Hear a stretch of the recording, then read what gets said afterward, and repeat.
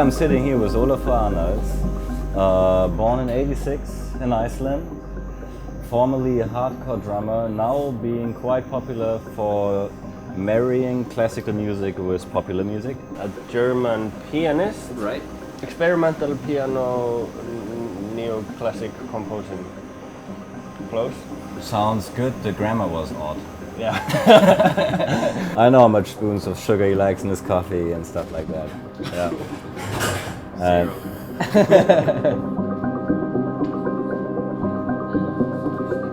I'm just still trying to discover my perfect location for string recordings. For the past few times I've used the church in Iceland, where the lady who runs the church is super nice and is always so happy to have musicians in there. Sarah Neufeld. Sarah Neufeld. Yeah, I was just thinking about her. We just recorded on a tape machine on a mobile one. With batteries. Yeah, and we went to this Teufelsberg. It's in Berlin. It's the highest mountain in Berlin. It's not very high. It's 100 meters something. And it's just made out of the leftovers after the war of all the destroyed houses. On top of that, they built a spy station. The Americans built a spy station so they could listen to Moscow. In these geodesic domes where they had these microphones, you have a reverb tail of 20 seconds. It's like you're inside of a lexicon reverb It's generator. like 5 or 6 times more than the general idea of a huge cathedral reverb. And that was something unreal. Like you would almost go nuts in there because whatever noise you make rings out for 20 seconds. So it just gets pretty intense.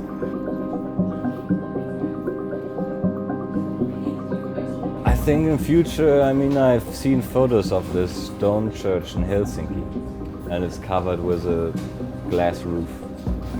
It's a beautiful looking space, and it must have the perfect acoustics because it's all just naturally shaped rocks.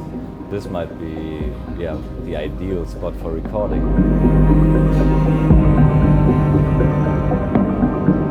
Could be making coffee, could be making my bed, or listening to music, or making music. It's all because it's fun, And when I play, It's not fun. it is fun for me. Yeah, you like it. I like it. I like. He always makes my bed when I stay at his place. Yeah. What's wrong with you? It's a dangerous thing, all this digital. There's so much possibility for afterthought.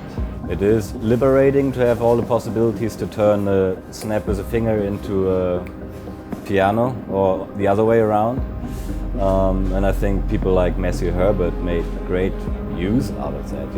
He drums on his table and makes a perfectly wonderful beat out of that.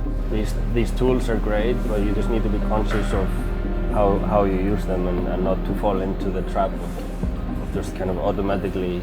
You need to wonder, why should the drum set be tighter than it was? Yeah. Wasn't it tight enough? Isn't it great if it shakes a little bit?